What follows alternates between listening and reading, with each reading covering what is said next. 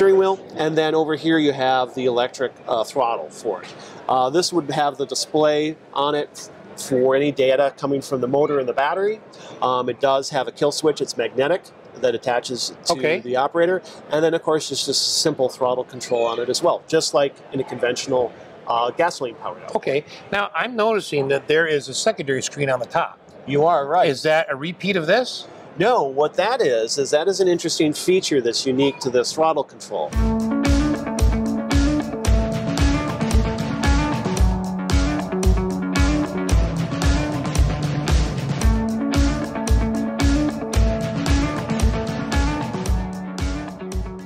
Hi folks, I'm Nathan with Two Guys and a Ride. Today I'm at the Minneapolis Boat Show and I'm here at St. Croix Watercraft with Bob. Bob, thanks for talking with us today. Nice, pleasure to meet you, Nathan. So you have got some unique electric pontoons here. We do. Well, electric motors. Pontoons aren't electric, don't worry, they won't shock you folks. But we've got a couple of motors sitting out right here. So can we talk about these two and then move to the pontoons? Yeah, let's jump right into these. Okay. So we've got here a couple of our models. This is an E-Propulsion Navy 3. This is a 6 horsepower equivalent motor. Okay. So it's available either for tiller style, or you can do helm control with it. Okay. So you can use it with your fishing boat, your sailboat, whatever you'd like to do. And then we have the battery options here that are stowed on board for that particular motor, and its bigger brother, which we'll show on one of the pontoons down here. So this is the whole battery? That's the whole battery. Yep. Lithium ion? Yep, it's a lithium iron type construction or chemistry. So we've decided to go with that because it's a little safer for water. Okay. Although the power density is less than some that are out there on the market, it's a much safer, much more durable, longer lasting chemistry for it. Okay, so a couple of quick questions. So with this 6 horsepower equivalent motor, and I know it's going to be in a roundabout figure because everyone drives different, but roughly, how long do you tell customers that this battery would last before you have to recharge? Sure. Well, typically what we'll see in most use cases, you're beginning between about 3 and 4 hours of runtime. Okay. And that's assuming that you're having mixed throttle. You know, maybe you're idling for a bit through a no-wake zone, or you're revving up and you're getting, you know, got to get back to the dock for lunch or something like that. So that's about where we tell folks, and that's where most folks are coming in. That's what they're reporting from the field. Okay, so when you buy it, you get this, and then battery, this pack. Yep, you get that pack. Okay, and then you also get the charger, which we're demonstrating here. Oh, okay, so the charger comes with it, which that's great. Now, so basically, you're buying everything that you need. Yep, it's all to put it in your boat package. Yep. You know, the one nice thing I'll say about this is that it's all encased. You're not holding tons of batteries and putting them in and out of your boat. You're not danger of dropping something in the water. I mean, it's all in a really nice case. Yep. So you've got 2 different ones. Are they the same here? They are the same software, the same voltage, and the same chemistry. However, they're different capacities. Okay, so one has more than the other. Yeah, this one's approximately 3.1 kilowatt hours, and the big one on the bottom is about 8.5. So if I bought this motor, but I wanted this controller because I wanted more time before I have to recharge, I can do that? Yep, not a problem. Okay, well, I'll tell you what, let's come around and just quickly talk us through what's on the surface here. Sure, all right. Okay, so, I mean, the 2 are going to be identical as far as the buttons go. Correct. So let's just walk us through the top one. Sure. So what we have on this is, first on the outboard ends, you have your main power lugs. So this is where you're going to be attaching the cabling that goes from the battery to the motor. Okay. And also from the battery to the charger. Okay. Yep. And those are just a simple little connection. Okay. This is, they come pre-installed on the devices, so you just literally snap it in place and it hooks and locks in position. Okay, that's what's going to be my next question, because this is obviously meant to sort of just sit in the boat, right? I mean, it doesn't have, is there an anchor point somewhere where you bolt through to fasten it, or it just sit? I mean, it's heavy. Yeah, they're heavy, and they do come with a little kit so you can strap them down. We understand that there's countless numbers of boat configurations out there, so it can be positioned either on its side or on its back, or whatever you need it to be, and then Okay. it's up to the customer to decide how they want it to be strapped down. Now, if they're purchasing from us, we can assist them with that and even do the installation for Okay, them. yeah, so they just put the regular, kind of like you see on battery straps on pontoons, the back of pontoon, older pontoons. Okay, all right, so let's strap down. All right, so those are the leads. So then what do we have down here? So then we also have in the center, we have the master on and off switch. Okay. That allows you to terminate power coming out of the battery right at the battery in case there's an issue, or in case you're leaving it for the weekend. You know, it's going to be on your you're going to go away from your cabin for the week. Then you have can in and can out. So these are for the CAN bus system. Okay. The battery, charger, and motor, and if it has helm control, are all tied together. Okay. So they're all passing information and data to one another. And what's nice about that is that the display that's at the helm, if you have that option, will actually be able to mirror everything that's on the battery and give you data on how much runtime is left, how much current am I using. Oh, wow. Okay, all nice. the other stuff. Yep. It's stuff you'd want. Yeah, it's stuff you want. And it's one of the advantages to electric propulsion is you can't always get that in gasoline-powered stuff. Or if you do, you're on some sort of large yacht that has fuel flow meters and everything else. Okay. But this, you have that capability on even the smallest outboards in electric. In addition to that, there is also a motor control. This is just another I/O that allows data to be from the motor to the battery. Okay. And then you also have a vent here. This is required for safety reasons in case, let's say, there is a fire on the boat for whatever reason, and the pack is getting warm or hot. They do need to be able to vent any gases that's inside. And that's automatically set. I mean, you don't have to mess with that. Yep, that is one and done. That's just like the temperature and pressure valve on your water heater. It's there. You'll never touch it. It only gets to work once in its life, and that's if there's a massive problem. Okay, so it's nice. You can mount this pretty much any way you want because all the controls are forward facing. Correct. Upside down, right side up, but you know, anywhere. And I mean, you could actually, because you have handles, you could almost flip it on its handles. You almost could. Not that you want to, because you could, but I mean, technically. So that is really neat. Okay, so one unit, you buy it, you get the charger, the motor, the battery pack nicely encased. You can install it anywhere in your boat, or you'll help. Yep, we'll do it as well. Okay, so to our left we have another motor. All right, so tell us about this one. So this one is actually the smallest one in the catalog. Okay. This is a 3 horsepower. So a lot of folks are purchasing these for either a kicker for a small sailboat, or for their tender, for their larger boat. Maybe you have an inflatable, a Zodiac or something like that. Or a very small fishing boat. So this one is designed to be fully portable. And this one has an integrated battery in it. Right in it? Right in it, yep. In fact, the battery attaches right here. Oh, wow, that's all. That's it. That's where you used to have in the engine. That's just all battery. Yeah. Okay. The engine's actually down underwater. The electric motor is right down there. Okay. So this particular one is standard sold as a tiller, but you can actually get it up for helm control if you do want to helm steer it, if you wish. Yep. And there's a small digital readout right on the tiller handle, so you can see power and usage and all that. Okay. Works just like a small kicker would. You know, you got reverse and forward right here. And it can be left on the boat or removed. Total weight, including the battery, is only about 45 pounds. Okay. And if you want to, you can actually leave the motor element there and take the battery off and bring that in. Charge it. And then charge it, you know, inside your house. Which would be the most convenient thing. I mean, that's just, wow. Yep. Okay, so again, roughly, how many hours could you expect to get on? So much smaller battery than what we have in there. Much smaller battery, but also less horsepower. Again, we're looking about 3 or 4 hours with normal use. That's pretty good. I was expecting you to say less than that, honestly. Yep. So well, that's not bad. If you've got a lead foot on it and you hold it wide open throttle, you'll get about an hour and a half. Okay, but that's still not bad for, I mean, typically this kind of motor is not used to putts everywhere. It's used just shortly, in short bursts. Yeah, so you're either on your sailboat, you're getting in and out of the harbor, or there's no wind and you're just getting back to the marina, or you've got your small fishing boat, you're moving from hot spot to hot spot. Okay, now, you have a couple pontoons behind us that have different motors than these. They're more similar to the first one we saw, but they're larger horsepower equivalents. Yep. So, let's go talk about this one that's right next to us. Sounds good. Tell us what model, what do we have right here? Okay, so this is actually our 16-foot fishing pontoon. Okay. So this is one of the most requested models that we have. Okay. When we started the business and we were only doing electric outboards, the very first question out of most people's mouths are, can I just buy a boat with the motor on it? And so this year we're actually offering it. We've partnered with a manufacturer called NorthStar Pontoon, and they're actually making the boats to our specifications. So this is the first model that we're offering. It's a 16-footer available with different configurations. Right now we have it with 4 individual seats. The total package boat, motor, trailer only weighs about 2,000 pounds. So you can tow it with a Class 1 hitch. You can tow it with a smaller SUV.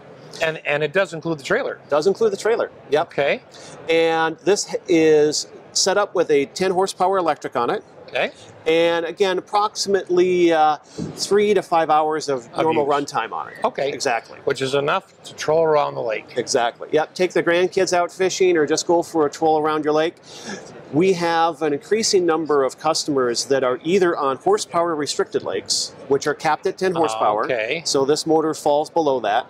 Or there's actually some states that are experimenting with electric only lakes. And this fulfills that particular niche as well.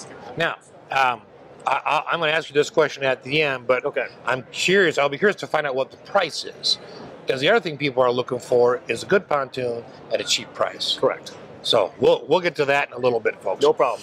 All right. So construction-wise, you know, you mentioned they're building it to your specs. It is electric. I'm assuming you want to get rid of as much weight as you can. So, I mean, what sort of, is there anything, I should say, specific that you've done to these ones that hold the electric motors as opposed to one that would hold a gas motor?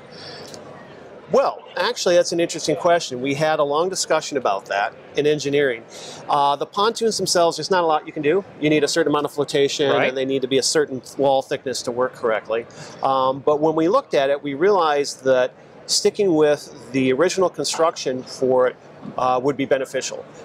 Even though it's only electric outboard, people can still ram a dock, hit the shore hard, have accidents, or, you know, if you have a major straight line wind, it's at the dock and it gets lost and travels across the lake, you don't know what's going to happen to it. So you want a boat that's durable. So we actually kept the deck construction identical to the gasoline powered ones. So it's actually quite robust. And unlike most of the other pontoons that are out there, it's not I-beams, it's not channel or just, you know, angle iron that's underneath there. It's actually full aluminum tubes. So the deck is extremely stout and robust. Now, does it use all aluminum under here, or is there some marine grade plywood? Everything is aluminum except the actual decking structure. And that's marine grade plywood. And then we have a marine grade, in this particular case, it's a vinyl type mat that's on top of it. But we do have other options as well. And I'm just going to put a plug in, because we've had a couple of viewers who I don't think believe in marine grade plywood. Let me just say that politely. So let me again remind you that marine grade plywood lasts a long time. I have a boat that's 30 years old, pontoon. It's got marine grade plywood, and it is dry underneath, and there's no rot to this day. And that's one of the reasons why we went with this manufacturer is it's a 25-year lifespan on the plywood, and that's guaranteed. So if there's first 25 years of it, if you have a plywood failure, we replace it. That's a really good warranty. And I'm 5 years beyond that, and still not any problem. So, anyways, so. Well, normally I'd walk around and take a look at where the gas tank is and stuff, and we'll go to the back for a minute, take a look at the motor. But let's just talk real quick about the nav lights, and you do have pop-up cleats. Pop-up cleats here.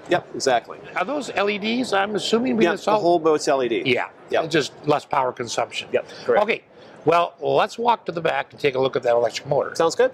In the back here, I know we're going to get to the motor, but I do like it when pontoon manufacturers leave a foot or so of deck in the back. Just there's so many reasons for it, but one is, of course, getting the ladder. One is, you know, in the water, fishing, other stuff. So that is nice. I like the 4-step ladder, so you get way in the water. We want it really deep. The nice thing is I'm a lifetime boater, and I come from a lifetime boating family, and the gentleman who owns the company that's building our pontoons, he's a 3rd-generation pontoon builder. And so he's seen every sort of thing come and go, the flash in the pan stuff and the stuff that stays, and this is what he likes to see. And we're both taller guys, and we need a deep ladder in order to get out of the water, so that's why we like the nice big ladders on it. That is nice. Okay, so it's weird to look at this sitting way back out here, and I mean, it's jutted out to help give you a better turning radius. Correct. Okay, but we're used to seeing all sorts of other things here. But this is the motor, so this is different than the other two that we saw. Yes. So tell us about this one. So this one is a 6 kilowatt output, equivalent to a 9.9. Okay. So this one is what we call our Navy style motor. What's happening on these is the upper area you see here is where all the control electronics and power controls are. Okay. So that's up here. Then we're just running a cable inside of it down to the water, and the electric motor is in a sealed case right there. So this is all just basically hollow except for the cable. Yep. Yep. The only difference between this and the other lengths that we offer, it's just this, the length of that section. Okay. Yep. Correct. All right. You do have a lever here and a lever on this side. So what do those do? Is that tilt? Yeah, so what you have with these is you have a couple things. One, you have a shallow water drive option, so you can leave it kicked out at a particular angle if you know you're fishing in a very shallow area. And then you also have the conventional trip lever here so that when you pull it up, you can then drop it back down, and it can ratchet at a couple different stops. Okay. As well. We also offer this with the option of a power trim and tilt unit on it. Okay, you can put that and attach it right through there. Exactly. All right. Well, let's step inside, and I'm curious to see really what's different about the helm. Okay. But we'll take a look at the whole setup here. Sounds good. All right. All right. So stepping up in the front, one of the things that I noticed right away was how wide the gate is. Wheelchair accessible?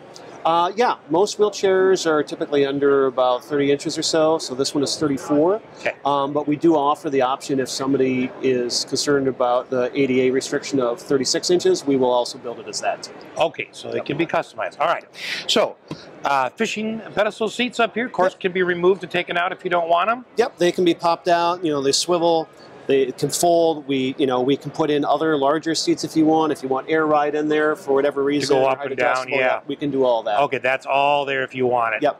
Okay, what is the actual top flooring? Is it vinyl or is it? Yep, this is a vinyl surface that we have on the top of it. So this is simulated like a woven grass mat material, and then we've got the teak look to it with the teak and holly sole kind of look. This flooring is actually one single piece for the whole boat for all of our boats. Okay. So there are no seams on it at all. So we actually get a 9-foot width, and then we cut it to fit so that you never have a seam, you don't have any leaks coming through it or anything like that. Nice. Yep. Now you've also got another door on the passenger side. Correct. Okay, and that's standard for pontoons. Yep, we all have normal. two doors. You also have a door in the rear, of course, to get out to that platform. Correct. Okay, let's take a look at the seats in the back. Okay. So in the back, you of course got 2 more pedestal seats. Correct. Yep. Okay. And then what is in this large locker back here? So on this particular boat, we have it set up as just a straight locker with a couple access hatches. You have some options with this. Right now, this is where we're going to be storing the battery and the charger for it, and then the rest of it is either going to be used for storage or for a live well. Okay. However, if you want, this can also be configured as a bench. Okay. Yep. And then what we do is we remove that seat, and we have a little easier access to the side door then. Okay. Yep. Is it possible to have that seat moved up a little bit and then the bench seat? If you want to keep the bench and keep 4 individual seats, you can do that as well. Okay. And then we typically would need to move the side door a little bit because otherwise that one would be blocking it. Yep. Okay. But all those are options. We're very open to customization. I like the big, wide, open, flat floor. I mean, that makes it so easy for people to get around and for fishing from any side. Now, you do have a bimini top. Correct. And that is just standard. It just pulls out, clamps into the front braces here. Correct. Yeah. Okay. Nothing fancy. We do have a little clamp assembly on it that's basically a one-touch one to get it on and off easier, so you don't have any pins or anything like that for it. Which is nice, because that is half the issue with older pontoons, where those clamps are so tight you need a screwdriver to pop them. Yep, exactly. So that's been taken care of. So, okay, sweet. All right, now I want to take a look at that driver's helm and see what's different. Sure. Okay, so, first of all, it's all aluminum. It's all aluminum. It's all aluminum, yep. Okay. Well, the nice thing about that is if we have a customer request that we can accommodate it. With fiberglass molding, you have to make the molds and you're set with that forever. Okay. But with the aluminum helm, that we can actually modify it as needed. So if there's something additional the customer wants, they want it reduced in size or increased in height or whatever, we can accommodate that. Okay. Can you also have it covered once it's built? Can you put, Yes. I mean, pretty much you can always put vinyl over anything. Yep, we can upholster it Okay, for if whatever you they want like. that. If they want it to match the flooring or they want it to match the seats, we can do all that. You can do that. Yep. Okay. So what are these 4 switches? So it's a pretty basic helm. Yep. It's a basic boat. So you basically have your switches for navigation and anchor lights. You have a couple extra for either a live well or additional. Okay, built-in auxiliary switches. Exactly.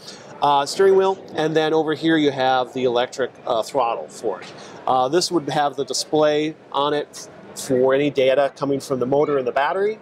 It does have a kill switch. It's magnetic that attaches to the operator. And then, of course, it's just simple throttle control on it as well, just like in a conventional gasoline-powered outboard. Okay. Now, I'm noticing that there is a secondary screen on the top. You are right. Is that a repeat of this? No, what that is an interesting feature that's unique to this throttle control. If, for whatever reason, we cannot wire power to this, let's say either there's a issue with power on the boat or where the customer wants the throttle, let's say we're retrofitting an existing boat, we cannot access power on it, this is actually a solar panel. Oh. And then all controls go Bluetooth. Instead of having wired controls to the outboard, we have Bluetooth control. Oh, that is interesting. Yeah. Wow. Okay. Well, that took some thought beforehand going in for retrofitting boats, and not everything is going to just fit. Yep, exactly. For those really weird use cases, we want customers to still be able to consider an electric outboard package, and that's why we have this throttle. That is awesome. All right. So, Bob, you know, as a couple wrap-up questions, if I wanted to order one, what are we talking price-wise for something with this same motor, with this setup, no added things? Sure. So this particular package, as you see it, so it's going to be the boat, the motor, battery, charger, even the trailer and the accessories, the anchor, the lines, the fenders, is $26,000. That's a good price. Yes, it is. It's a very good price. Very competitive. Very. Wow. Okay, that's awesome. Okay, so the next question is, all right, so I decided I'm gonna go ahead and I'm gonna buy one. Yep. What's the backup time? I mean, how long do I have to contact you and wait for the boat to actually be ready? Right now, when obviously we're at a boat show here in January in Minnesota, your lead time is pretty short. It's probably about 30 days. Okay. As we get closer to spring and of course the rush comes, you know, that might stretch out. Yeah. But I like to tell customers, if you order by the end of March, you'll be seeing it before Memorial Day. Okay. Yep. That's not bad at all. Not too bad. Way less than we were seeing. Oh yeah. Well, you probably remember from a couple years ago when it was like, get in line, it's 2 years out. Right, exactly. And then you get what comes down the line. If it's not your exact order, well, we tried. Yep. Okay. Now, my last question has to do with warranty. So, I'm assuming the electric motor has a separate warranty than the boat does. It does. Okay. It does. So the electric powertrain is 3 years. Okay. And then the boat itself is 5 years front to back. The structural elements as well as the decking is 25 years on it. That's a really good warranty. Yep. And it's some good peace of mind. Yeah, it is. When you're venturing, if you've not been on an electric boat before and it's a new adventure, I got to tell you one thing I really like is that you put a regular steering wheel on it. Yeah, we didn't get goofy or silly. This is what people like and what they're used to, and so there we are. We're going to keep it simple. Bob, thank you so much for taking your time with us today. Thank you so much. And walking us through this awesome boat. We appreciate it. Oh, you're very welcome. Thanks for coming. You bet. And thanks for watching.